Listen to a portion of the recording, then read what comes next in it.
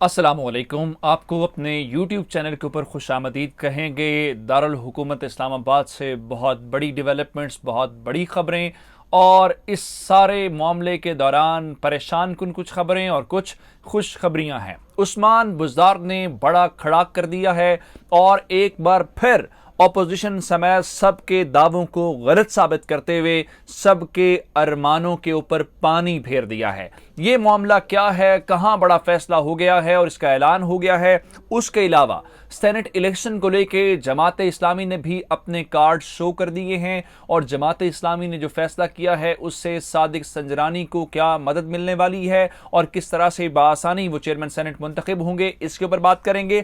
फिर शेख रशीद ने जो हफीज शेख की सीट हारी है उसके मुतल्लिक उन्होंने तफसीलात बता दी हैं और ऐलान कर दिया है कि वोट कितने में बिके, कहां पे बिके और किसने खरीदे। इसके अलावा दिलचस्प सूरत हाल आज अता तारड़ के उस बयान के साथ आई जिसमें वो दुआ कर रहे हैं कि नैब का इदारा बरकरार रहना चाहिए। न सिर्फ इदारा बरकरार रहना चाहिए बल्कि इसके कवानीन भी यही रहने चाहिए। अब इसकी वजह बता देते हैं। आपने कभी वो ख्वाब में छीछड़े वाली बात सुनी थी? यही हुआ है नून लीग के साथ। नून लीग अपने आप को हुकूमत की दावेदार कहती है और ये कहती है कि वो इस वक्त बड़ी जमात है जिसको सेनेट के अंदर, विफाक के अंदर, पंजाब के अंदर हर जगह पे नुमाइंदगी मिलनी चाहिए। लेकिन नून लीग को कितना यकीन है कि उसके अरकान उसके साथ हैं और कितना यकीन है कि वो हुकूमत बना सकते हैं, इसका अंदाज़ा इस बात से लगा सकते हैं कि चेयरमैन सेनेट और डिप्टी चेयरमैन सेनेट के लिए उम्मीदवार कौन हैं और किस जमात से हैं। आप इससे इनकी इस जो बढ़के हैं इसका अंदाज़ा लगा सकते हैं। अता तारड़ ने अब अपनी जानिब से हवा में तीर चलाया है और कहा है कि इमरान खान की हुकूमत चूँकि ख़त्म हो रही है इसलिए इमरान खान साहब से हमारी गुजारिश है और हम दुआ करते हैं कि नैब का इदारा बरकरार रहना चाहिए और यही कवानीन रहने चाहिए। उसकी वजह क्या है? उसकी वजह यह है कि नैब के अंदर अब इमरान खान का एहतसाब होने वाला है।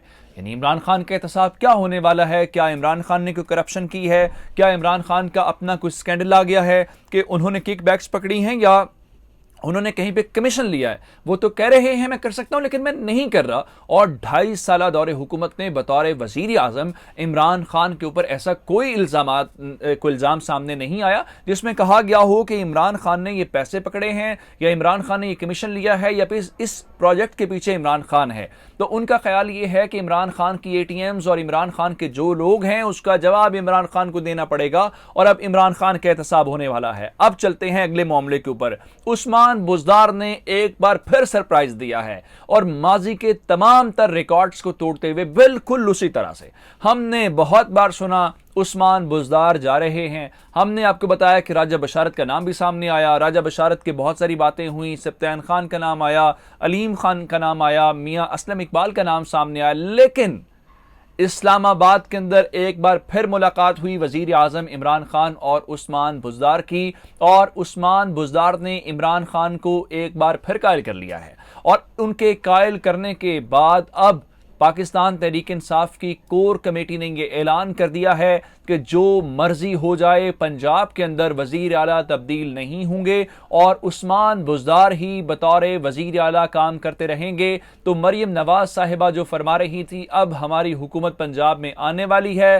तो मरियम साहिबा के लिए ये भी अच्छी खबर नहीं है और नून लीग जो है जो अरमान लिए फिरती थी वो सभी जो है वो खाक में मिल गए हैं और उस्मान बुज़दार एक बार फिर पंजाब की वजीर आला के तौर के ऊपर काम करते रहेंगे। अब आ जाते हैं अगले मामले के ऊपर, वो है शेख रशीद का मामला। शेख रशीद ने बड़ा ऐलान करते हुए, बड़ा इंकशाफ करते हुए बताया है कि मरियम नवाज साहिबा गलत बात कर रही थी और उन्होंने कहा कि लोगों ने नून लीग की वजह से वोट दिया है हफीज शेख को, यूसुफ रजा गिलानी को और हफीज शेख को नहीं दिया। ये बात गलत है। उन्होंने कहा कि इसके पीछे हमें मालूम हो गया है, तमाम तर चीज़ें हमारे सामने आ गई हैं कि कितना पैसा लगा है, वो पैसा कहाँ से आया है, किन लोगों के ज़रिए किन लोगों तक पहुँचाया गया है, यानी कौन से वो लोग थे तहरीक इंसाफ के जिन्होंने अपने ज़मीर बेचे हैं।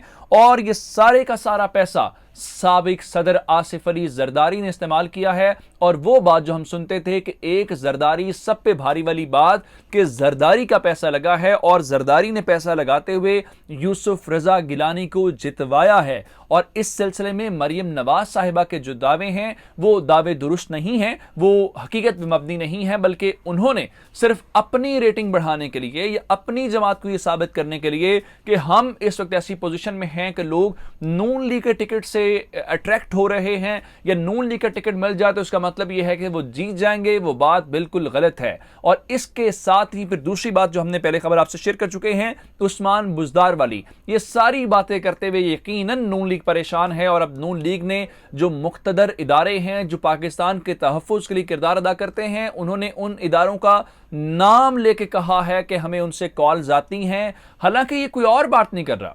یعنی اگر نون لیگ کے علاوہ کوئی بات، اگر یہی ادارے جو ہم آپ سے بار بار کہہ رہے ہیں کہ ادارے جس دن سینٹ کا الیکشن تھا اس دن کہاں پہ تھے، تو یہ الزام تو آ گیا۔ اب آ جاتے ہیں صادق سنجرانی صاحب کے معاملے کو لے کے۔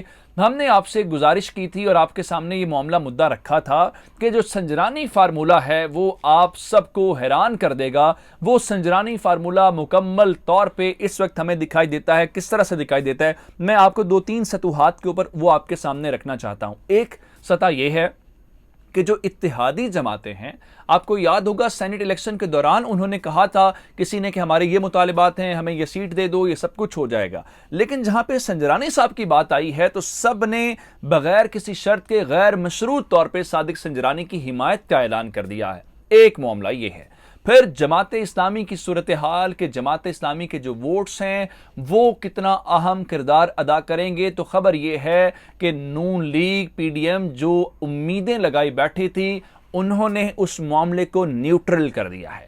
یعنی اب جماعت اسلامی نے یہ اعلان کیا ہے کہ وہ اس میں ووٹ کاسٹ نہیں کریں گے۔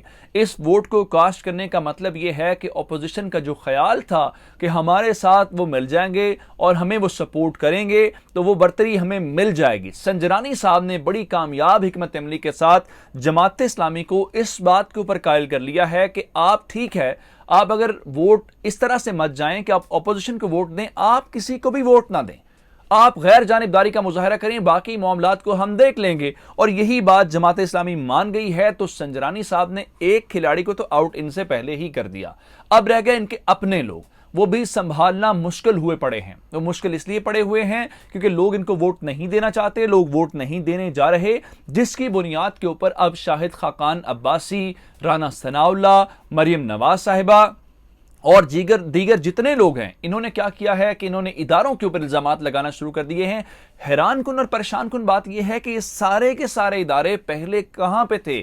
جہاں پہ جیت جاؤ وہاں پہ واہ واہ کرو اور کہو کہ ادارے نیوٹرل ہیں، وہاں پہ کہو کہ عمران خان ہار گیا ہے، عوام نے ریفرینڈم دے دیا ہے، اور جہاں پہ یہ لگے کہ ہمارے لوگ جو ہیں وہ اس سلسلے میں ہمیں ووٹ نہیں دے رہے، تو اس کا مطلب یہ ہے کہ وہاں کے اوپر آپ جا کے اداروں کو گالیاں یا اس کے اوپر الزامات لگانا شروع کر دیں۔ تو ہمارا یوٹیوب چینل سبسکرائب کرنا مت بھولیے گا۔ آپ کی سماعتوں کا بہت شکریہ۔